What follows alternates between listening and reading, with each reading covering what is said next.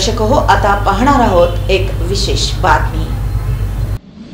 सोलापूर शहरासाठी महत्त्वाकांक्षी असलेली उजनी दुहेरी जलवाहिनी प्रकल्पाची पाहणी पालिका आयुक्त डॉ. सचिन ओंबासे यांनी केली। यावेळी आयुक्त यांनी पाकणी जलशुद्धीकरण केंद्राला भेट देऊन पंप हाऊसची माहिती घेतली।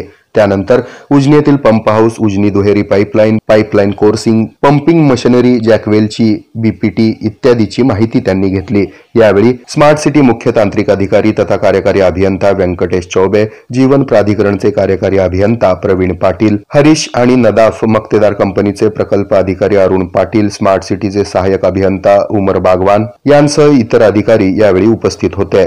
सोलापूर शहराला आठवड्यातून 2 वेळा पाणी पुरवठा करण्याच्या उद्दिष्टाने उभारण्यात येत असलेल्या समांतर जलवाहिनी प्रकल्पामध्ये 110 किलोमीटरपैकी 108 किलोमीटर पाईपलाईनचं काम पूर्ण झालंय।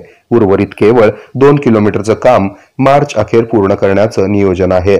या प्रकल्पामुळे शहराला 170 MLD क्षमतेचा पाणी पुरवठा शक्य होणार आहे। शहराच्या पाणी पुरवठा सुधारण्यासाठी उभारण्यात येत असलेल्या समांतर जलवाहिनी प्रकल्पाला वेग आला असून या प्रकल्पातील पंपगृहातील सर्व 6 पंपांची पाणी उपशाची चाचणी यशस्वी झाली आहे। त्यामुळे आता उर्वरित 2-3 किलोमीटरचं पाईपलाईनचं आणि उर्वरित काम स्मार्ट सिटीचे अधिकारी आणि महापालिका अधिकारी यांच्याशी समन्वय साधून मार्च अखेर पूर्ण करण्याच्या सूचना आयुक्त डॉ. सचिन ओंबासे यांनी दिल्या। या प्रकल्पामुळे सोलापूरकरांना नियमित पाणी पुरवठा होईल हे मात्र नक्की। हे आहे मेट्रोकास्ट केबल नेटवर्क आणि आपण पाहत आहात द न्यूज प्लस बरच काही।